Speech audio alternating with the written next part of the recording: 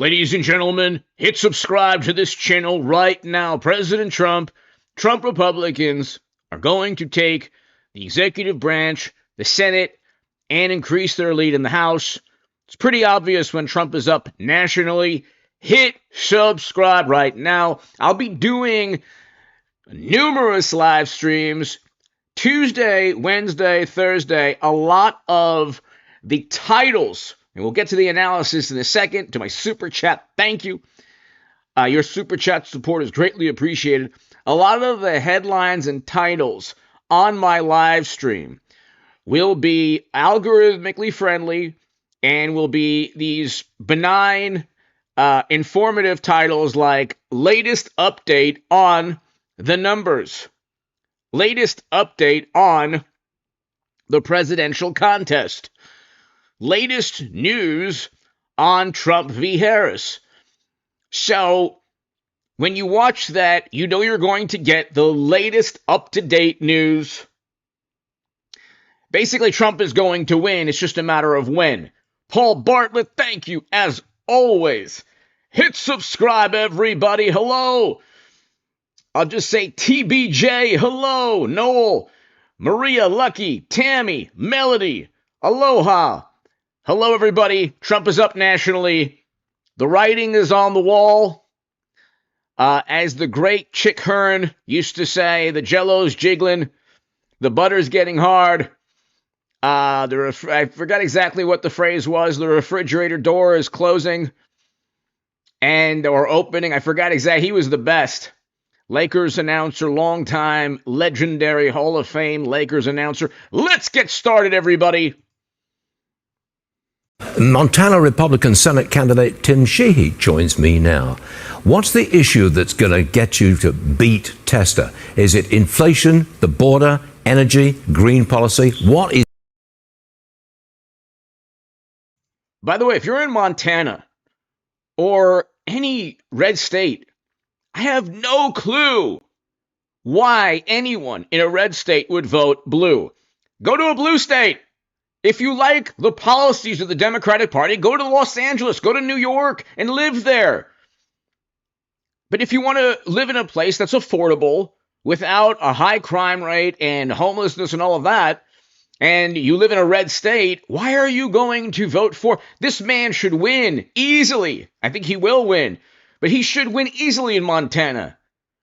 Montana is a red state. Anyway, I can go on forever. Is your big winning issue? Well, good morning, Stu. Ultimately, it's all the above. You know, Montanans want common sense back. They want a secure border, safe streets, cheap gas, cops are good, criminals are bad, boys are boys, girls are girls. And that litany of issues really gets bundled into the America First agenda. Montanans want a government that puts them first, puts their businesses first, puts their families first, puts American and Montana agriculture first. And John Tester's been a loyal rubber stamp for the Biden-Harris agenda his entire time in office. He voted to impeach Trump twice and voted to thwart Trump's agenda every single step of the way. So it's a pretty clear referendum on the last 3.5 years that have not been good for so many Americans. And of course, it's a very clear referendum on the fact that Montanans want an administration that'll put America first, and they need a Senate to approve that agenda. We're going to give it to them. Is abortion your big negative?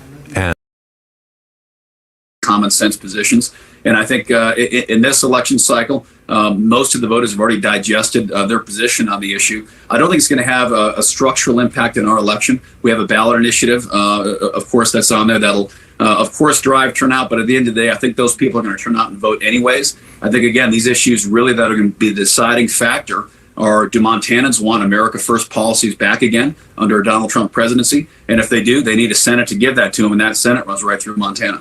Our reporter, Dan Springer, who is in Montana, he just told us that the population of the state had gone up 4%, and that 2 out of 3 of the newcomers to the state, they're Republicans. Is that accurate?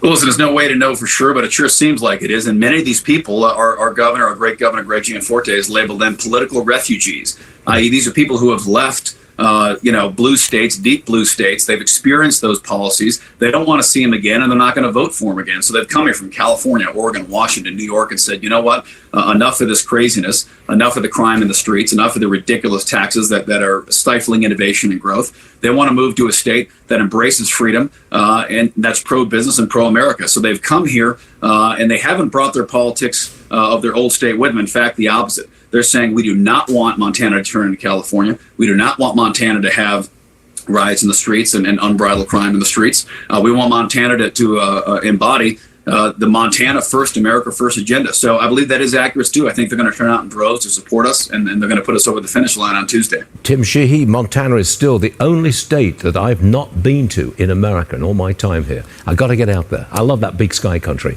Sir, thanks for being on. So Tim Sheehy should win in Montana. I mean, every Trump Republican should win if they're running in a red state. That's the thing. It's like, there are 50 states. If you like liberal policies, don't vote for them in a red state. You can actually just go and live in wonderful, beautiful areas. You want to move to Seattle, Portland, Chicago, Los Angeles, New York. These are beautiful places. I'm being serious. These are beautiful places. If you enjoy Democratic Party policies, then go and visit those places. And if you want to live there, I mean, there are wonderful blue states. Why tarnish and ruin and destroy a red state with blue state policies? I don't get it. But anyway. And editor-in-chief Steve Forbes, not to offend you. Well, also, I always hand it to you. Well played. What is wrong with him? By the way, by the time Biden and Harris leave office, they will have run up the debt, the federal debt, by $8.3 trillion and run down the Treasury's cash balance by $1 trillion. They are the most fiscally reckless people. And depleted U.S. petroleum reserves. During my lifetime. And to be blunt about it, Arnold, as governor, left the state in a fiscal mess, which of all people, Jerry Brown had to come in and deal with. So in terms of the future, it's not just numbers, 3 trillion, 8 trillion, 10 trillion. It's the fact that the American people's standard of living is going to take a real hit if they do a fraction of what they're promising. And that's not only bad for America, it's bad for the world.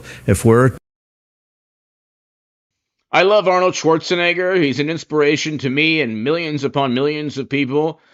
But I don't understand how Arnold Schwarzenegger, a very intelligent, great businessman also, in addition to actor, bodybuilding legend, I don't understand how he doesn't see inflation, interest rates, endless military quagmires. How can he vote for Harris? I mean, how can you vote for Harris if you're as intelligent and accomplished as Arnold Schwarzenegger? And he did not grow up rich. And people now have inflation through the roof, high interest rates. If you're not wealthy in America today, or if you don't have some kind of safety net, this is a very, very precarious, frightening time. So if you're a billionaire or a millionaire, and you're a Hollywood celebrity, or you're a bodybuilding legend like Arnold, or Mark Cuban or whatever, don't you see why people want lower inflation? Don't you see why people want lower interest rates? Doesn't Arnold know that mortgage rates have doubled because of Harris's policies or Biden's policies? I just don't get it. And I love Arnold Schwarzenegger, great inspiration, but I just don't get it. Why do these billionaires or like celebrities, are they so out of touch with the average person that they've completely ignored inflation, interest rates, wars, just because they have a personal beef with Trump? I don't get it.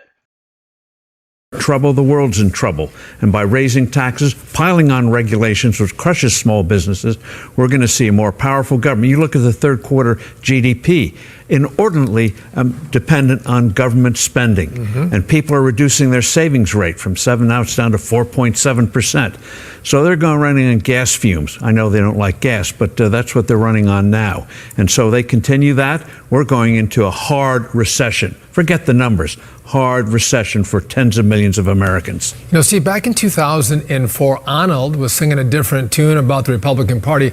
Take a look at this. I heard Humphrey saying things that sounded like socialism, which I had just left. But then I heard Nixon speak. He was talking about free enterprise, getting the government off your back, lowering the taxes and strengthening the military. But I am proud to be with the party of Abraham Lincoln, the party of Teddy Roosevelt, the party of Ronald Reagan, and the party of George W. Bush. Well, George W. Bush destroyed the Republican Party. It's now firmly the party of Trump. Thank God. And Steve, I think it'd be proud to be part of a party that is fighting for middle class Americans, union workers, black Americans, Hispanics, Asians. Like, this tent truly has expanded. And when it expands, big old Arnold's like, I'm gone. I'm going to be a socialist Democrat. Well, it is rather strange. You got the script right in 2000 when he endorsed George W. Bush. And look at the record. Just the contrast. Now, finally, the Trump people are hitting hard. Are you better off today than you were 4 years ago? Look at the record.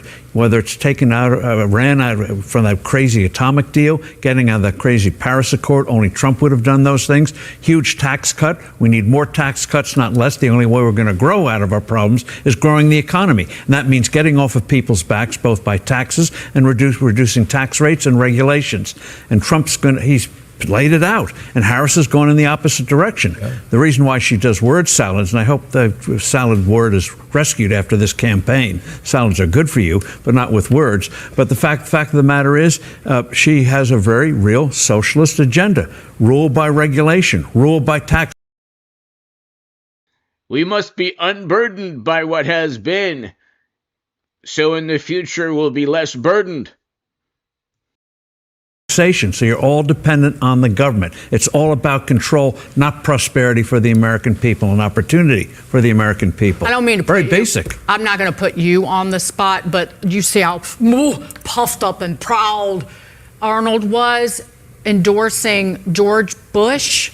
Yeah, after getting us into the Iraq War. And George Bush never vetoed one spending bill. So he was proud of profligate spending. George W. Bush, this is how bad Bush was. If I had a choice between George W. Bush and Harris, I'd pick Harris, not Bush. But that being said, Trump is a million times better than Harris. So that should tell you where Bush stands. Not just in my view. I think most Americans, George W. Bush completely obliterated and annihilated and destroyed the Republican Party. Trump rebuilt it. Kamala Harris will be the Mitt Romney of the Democratic Party. She'll be the last Democratic politician. Well, I don't know. She might be. Is she going to be the last centrist Democrat? Or is she going to be perhaps the first in a long line of left-leaning Democrats that continually lose? I don't know. Your guess is as good as mine. And getting us into the Iraq War. Well done, Arnold. Now he turns tail because you're irrelevant. Let's move on to this. Auto workers in Detroit are no fans of Kamala Harris. Listen. Because she not qualified. She knows nothing about what's going on. She's being used as like a puppet. Oh, that comes from lack of understanding of what a black man is struggling. I work for the UAW. I work for Chrysler, Stellantis. So she hasn't done anything for us. Well, because people can see right through her. You know, she's not really she's not good at scheming people. I can see right through her. I don't believe anything that she say. Steve, the tailpipe emissions regulation forcing people to buy EVs and forcing companies, those men work for, to make them, will put them out of work, and they know it. And they do know it. And you look at what Ford reported for the third quarter, another huge multi-billion-dollar loss in electronic vehicles. General Motors is now backing off of them, realizing they'll wreck the company if they continue on that course. So the pressure of events. I mean, talk about coercion. They want to force us to buy EVs. They want to wreck the internal combustion engine. This was never debated, never voted on in Congress, never put for a referendum. Why? Because they know it'd be resoundingly defeated. And that's so typical of the far left. They know they can't do things in a straightforward way, hence these word salads, because the American people saw what they actually stood for. By golly, they would say no. I think they're going to say no anyway on Tuesday. Well,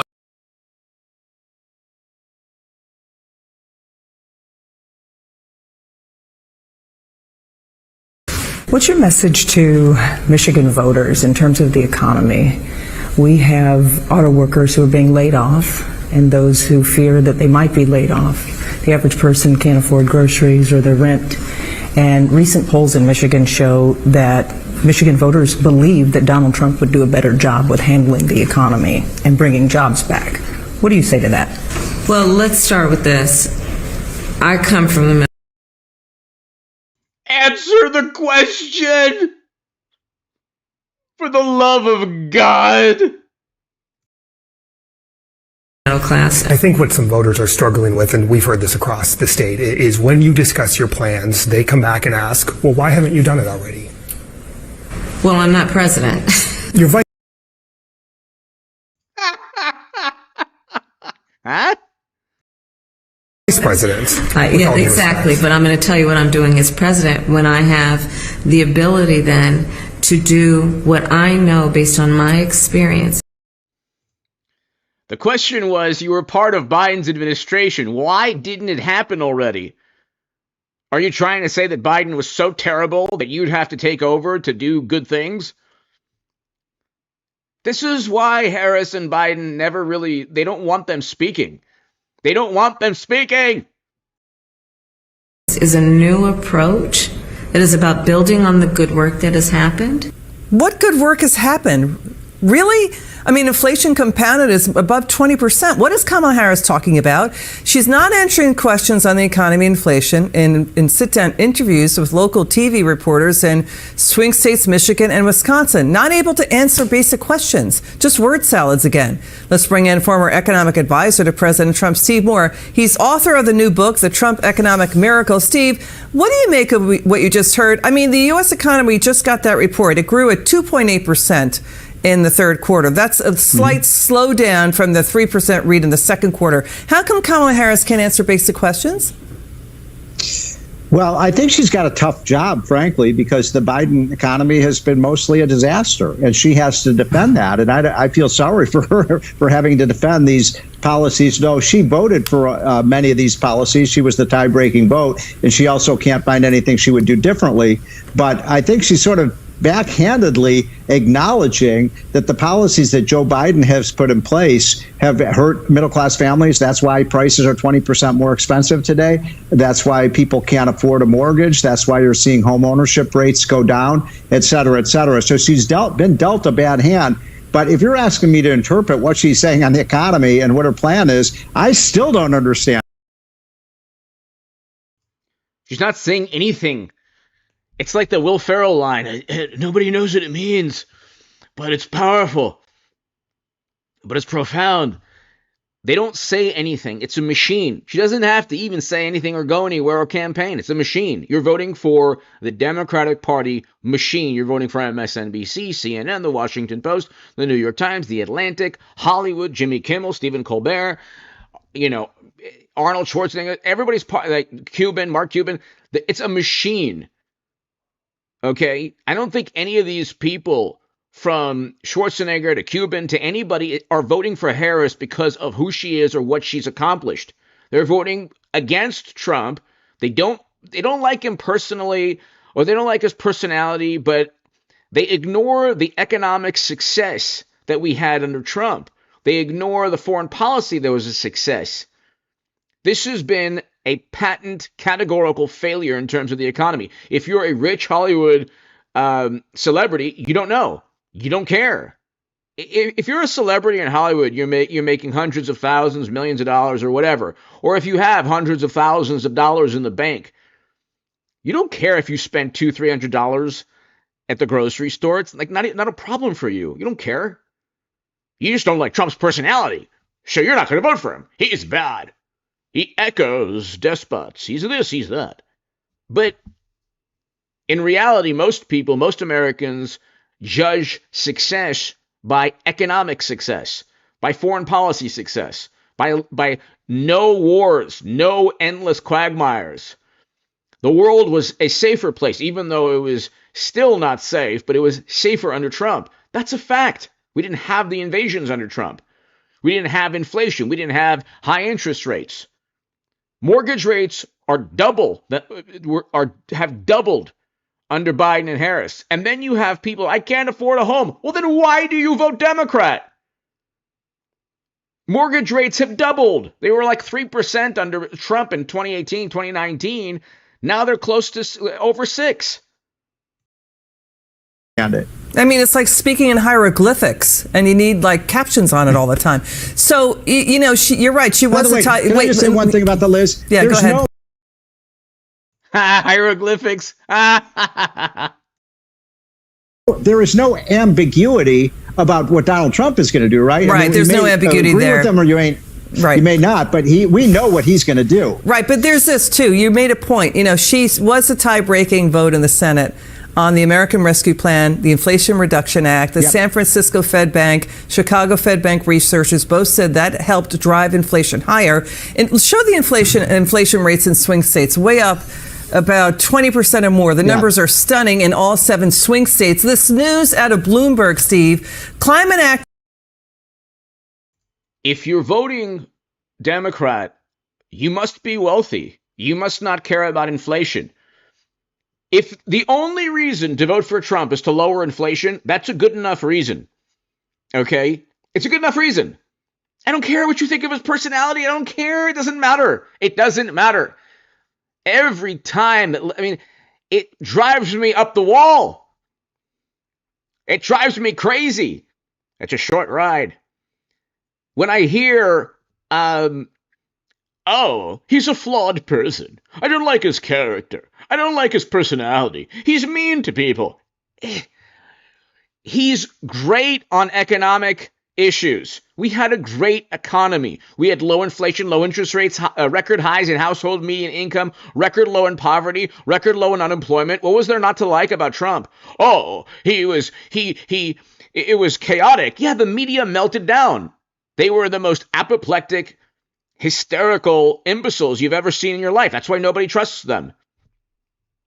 What's the problem? You live in Nevada, you want 22% higher consumer price. It's not enough for you. In Arizona, Georgia, Michigan, North Carolina, over 20% everywhere. Pennsylvania, 20%. Wisconsin. You dislike Trump so much you're willing to pay 20% more at the grocery store? At what point? 30%? Then you'll vote for Trump?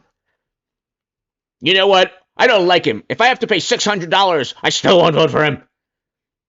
I mean, how spiteful can you get? Not everybody's as rich as you. So when Trump wins, you don't have to be that upset. Understand that people aren't super wealthy. Most Americans are not super wealthy. We just want to live and, afford food. No, but Trump is mean. Activists have a new secret plan for Kamala Harris to crack down on U.S. oil and gas, but they're keeping it secret to not scare off voters in key battleground states like Pennsylvania. They're talking about shutting down pipelines, stopping nat gas exports, restricting even more oil and gas production. What do you make of all this? Isn't Trump and J.D. Vance saying we got to lower energy prices because when you do that, inflation would go down? Wouldn't this trigger economic, They had their stupid failed energy policies. Then they flooded the country full of strategic petroleum reserves. Then you have these Bloomberg and these you have these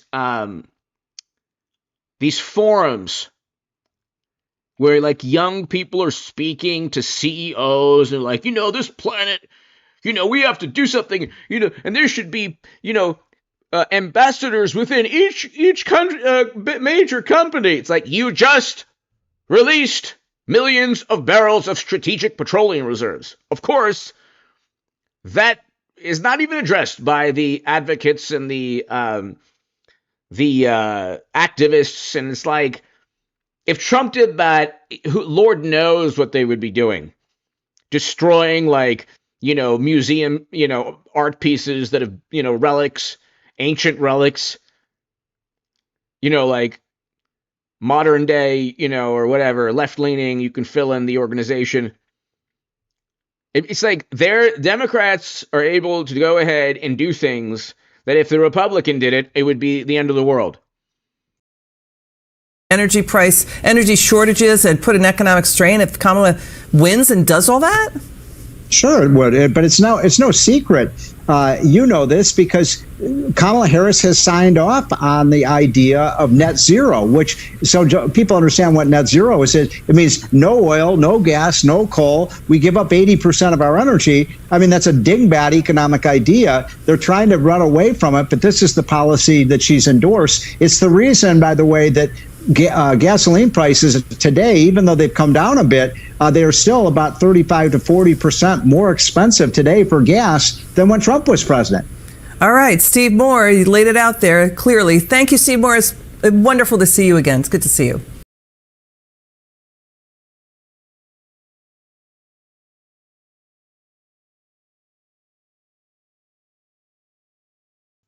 So, ladies and gentlemen, be here tomorrow. I'll be doing a live stream in the morning, a live stream in the afternoon, live stream in the evening, and then Tuesday will be one of the most historic, wonderful, beautiful, amazing days in American history. Trump Republicans are going to take the House, Senate, presidency. They're going to keep the House, add momentum, add seats, take the Senate, retake the Oval Office, and the apoplectic meltdown will be quite enjoyable. God bless America. God bless you. Definitely be here. Monday, Tuesday, Trump will be up. Tuesday night, Trump will be up. Wednesday, Thursday, Friday, they'll still say that he hasn't won, and it'll probably take until Monday or next Tuesday. But I will have live streams that say latest update, to be algorithmically friendly and to be guideline friendly. I love you all. God bless.